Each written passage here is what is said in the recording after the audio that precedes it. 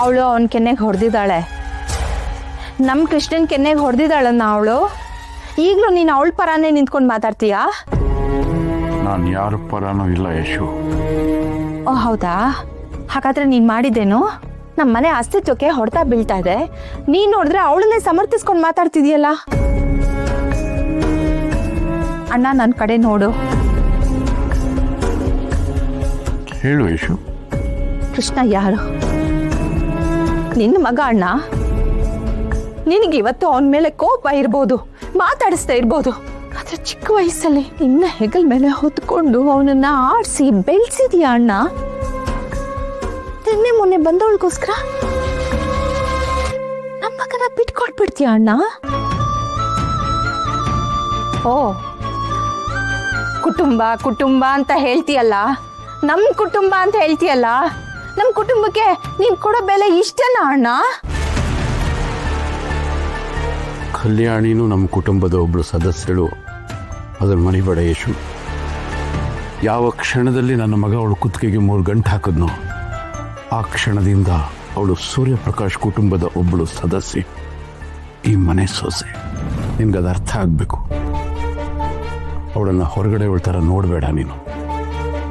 ಕೃಷ್ಣನ ಮೇಲೆ ನಿಮ್ಗೆ ಎಷ್ಟು ಪ್ರೀತಿ ವಾತ್ಸಲ್ಯ ಇದೆಯೋ ಅಷ್ಟೇ ಪ್ರೀತಿ ವಾತ್ಸಲ್ಯ ಆ ಮಗು ಮೇಲೂ ಇರಬೇಕು. ನಿನ್ನ ಕೃಷ್ಣ ಆ ಕುಟುಂಬಕ್ಕೆ ಮಾಡಿರೋ ದ್ರೋಹನೆಲ್ಲ ಮರೆತು ಅವಳು ಈ ಮನೆ ಸೊಸೆಯಾಗಿ ಬಂದಿದ್ದಾಳೆ ಅಲ್ವಾ? ಕಣ್ಣೆದುರಿಗೆ 2 ಜೀವ ಹೊರಟೋಯ್ತು. ಆ ನೋವು ಮಾಸೋದಕ್ಕೆ ಮೊದಲೇ ಈ ಮನೆ ಹೊಸಲು ದಾಟಿ ಒಳಗೆ ಬಂದಿದ್ದಾಳೆ. ಅವಳು ನಮ್ಮ ಮನೆ ಸೊಸೆ ಯಶು. ನಿಜ, ಹೊಡೆದ್ಲು ಅವಳು ಜಾಗದಲ್ಲಿ ನಾನಿದ್ದಿದ್ರೆ ಇನ್ನ ಕೃಷ್ಣನ ಕತ್ತಿಡ್ದು ಆಚೆ ಹೋಗ್ತಾ ಇದ್ದೆ. ಆದರೆ ಕಲ್ಯಾಣಿಗೆ ತಾಳ್ಮೆ ಇದೆ, ಹಾಗಾಗಿ ಅವಳು ಒಂದೇ ಒಂದು ಏಟು ಕೊಟ್ಲು. ಕೇವಲ ಒಂದೇ ಏಟಾ? ಹೌದು, ಒಂದೇ ಒಂದು ಏಟು. ಕೃಷ್ಣ ಅವಳ ಕುಟುಂಬಕ್ಕೆ ಕೊಟ್ಟ ಏಟಿನ ಮುಂದೆ ಈ ಏಟು ತುಂಬ ಚಿಕ್ಕದು ಯಶು. ಅವನು ತನ್ನ ಹಿತಿಮಿತಿಯಲ್ಲಿದ್ದಿದ್ರೆ ಪರಿಸ್ಥಿತಿ ಇಲ್ಲಿವರೆಗೂ ಬರ್ತಿರ್ಲಿಲ್ವಲ್ಲ? ಹಾಗಾದ್ರೆ ಇವಂದೇ ತಪ್ಪು ಅಂತೀಯ ನೀನು? ನಾನು ಹಾಗೆ ಹೇಳಿಲ್ವಲ್ಲ. ಹೇಳಿದ್ಯಲ್ಲ ಅಣ್ಣ, ಇತಿಮಿತಿನಲ್ಲಿದ್ದಿದ್ರೆ ಪರಿಸ್ಥಿತಿ ಈ ಥರ ಬರ್ತಾ ಇರಲಿಲ್ಲ ಅಂತ. ಓ, ಹಾಗಾದ್ರೆ ನಿನ್ನ ಪ್ರಕಾರ ನಾಳೆ ದಿನ ಈ ಮನೆಯಲ್ಲಿ ಏನು ನಡೀದೇ ಹೋದ್ರೂ ಅವಳು ನಮ್ಮ ಕೃಷ್ಣನ ಮನೆಯಿಂದ ಆಚೆ ಹಾಕಿದ್ರು ಆಗ್ಲೂ ಇವಂದೇ ತಪ್ಪು ಅಂತೀಯ ಅಲ್ವಾ ಅಣ್ಣ? ಎಷ್ಟು ಬದಲಾಗೋಯ್ತಣ್ಣ ಈ ಮನೆ, ಎಷ್ಟು ಬದಲಾಗೋಯ್ತು ಈ ಮನೆ ಸ್ಥಿತಿ. ಇನ್ನು ನಿನ್ನೆ ಮೊನ್ನೆ ಬಂದಿದ್ದಾಳೆ, ಅವಳಗಿರೋ ಗೌರವ ಕೂಡ ನಮ್ಮನೆಯಲ್ಲೇ ಹುಟ್ಟಿ ಬೆಳೆದ ಮಗನಿಗಿಲ್ಲ ಅಲ್ವಾ ಅಣ್ಣ? ನೀನೇನ್ ಬೇಕಾದ್ರೂ ಹೇಳ್ಕೊಣ್ಣ, ಕೃಷ್ಣ ನನ್ನ ಮಗ ಅಣ್ಣ. ಕೃಷ್ಣ ನನ್ನ ಮಗನಿಗೆ ನೋವಾದ್ರೆ ನನಗೂ ನೋವಾಗತ್ತೆ, ನನ್ನ ಮಗನಿಗೆ ಅವಮಾನ ಆದ್ರೆ ನನಗೂ ಅವಮಾನ ಆಗತ್ತೆ. ಕಲ್ಯಾಣಿ ಮಾಡಿರೋದು ತಪ್ಪು. ಅವಳು ಕೃಷ್ಣನ ಹತ್ರ ಸಾರಿ ಕೇಳಲೇಬೇಕು ಅಣ್ಣ.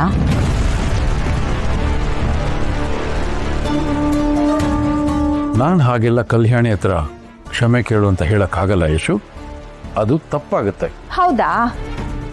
ಸರಿ, ನಾನು ಒಂದು ವಿಷಯನ ಸ್ಪಷ್ಟವಾಗಿ ಹೇಳ್ತೀನಿ, ಕೇಳಿಸ್ಕೊ. ಯಾವ ಮನೆಯಲ್ಲಿ ತಪ್ಪಿಗೆ ಶಿಕ್ಷೆ ಇಲ್ವೋ, ಯಾರು ಯಾರನ್ನ ಪ್ರಶ್ನೆ ಮಾಡೋದಿಲ್ವೋ ಆ ಮನೆಯಲ್ಲಿ ನನಗೂ ಇರೋದಕ್ಕೆ ಇಷ್ಟ ಇಲ್ಲ.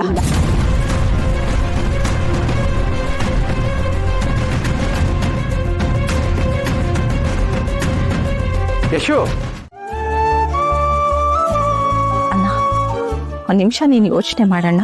ಇವನೆಷ್ಟೇ ಕೆಟ್ಟ ಕೆಲಸ ಮಾಡ್ಕೊಂಡು ಬಂದ್ರು, ಏನೇ ಗಲಾಟೆ ಮಾಡಿದ್ರು, ಕುಡ್ಕೊಂಡು ಬಂದ್ರು ಕೂಡ ನೀನು ಇವನ ಮೇಲೆ ಕೈ ಎತ್ತೋದಕ್ಕೆ ಎಷ್ಟು ಯೋಚನೆ ಮಾಡ್ತಿದ್ದೆ ಅಲ್ವಾ?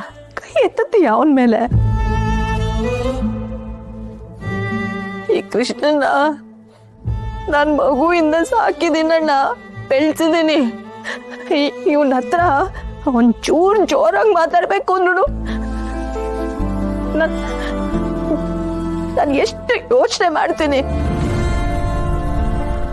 ಅಂಥದ್ರಲ್ಲಿ ಇವತ್ತು ಬಂದಿರೋ ಇವಳು ನನ್ನ ಮಗ ಕೃಷ್ಣ ಒಳ್ಳೇದು ಮಾಡೋದಕ್ಕೆ ಅಂತ ಹೋದ್ರೆ ಹೊಡಿತಾಳ? ತಪ್ಪಲ್ವಾ ಅಣ್ಣ ಇದು?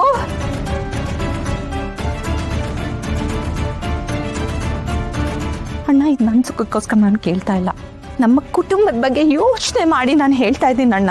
ಈ ಮನೆಯಲ್ಲಿ ಎಲ್ಲರೂ ನೆಮ್ಮದಿಯಾಗಿರ್ಬೇಕು, ಎಲ್ಲರೂ ಸಂತೋಷವಾಗಿರ್ಬೇಕು ಅಂತಂದ್ರೆ ಅವಳು ಕ್ಷಮೆ ಕೇಳಲೇಬೇಕಣ್ಣ.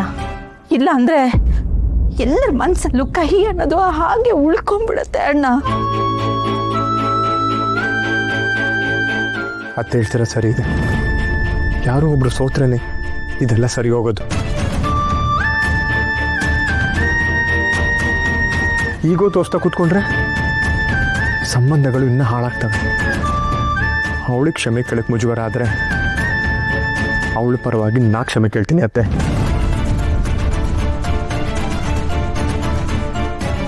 ತುಂಬ ಚೆನ್ನಾಗಿದೆ ಕಣೋ ವಿನಯ್, ನೀನ್ ಕ್ಷಮೆ ಕೇಳ್ಬೇಕಪ್ಪ.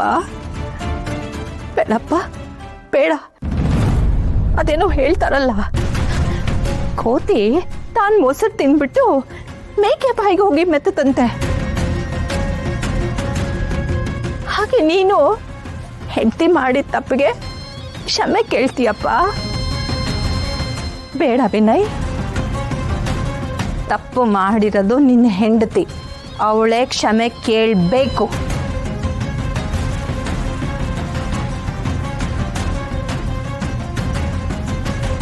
ಕೃಷ್ಣ,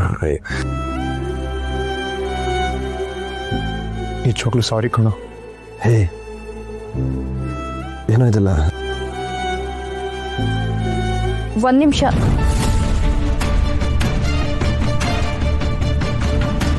ನನ್ನಿಂದಾಗಿ ನನ್ನ ಗಂಡ ತಲೆ ತಗ್ಸೋದು ನನಗೆ ನೋಡೋಕ್ಕಾಗಲ್ಲ. ಅಷ್ಟೊಂದು ಪ್ರೀತಿ ಗೌರವ ಕೊಡ್ತಾರೆ, ಅವ್ರನ್ನ ನಾನು ಬಿಟ್ಕೊಡೋಕ್ಕಾಗಲ್ಲ. ನಾನೇ ಕ್ಷಮೆ ಕೇಳ್ತೀನಿ.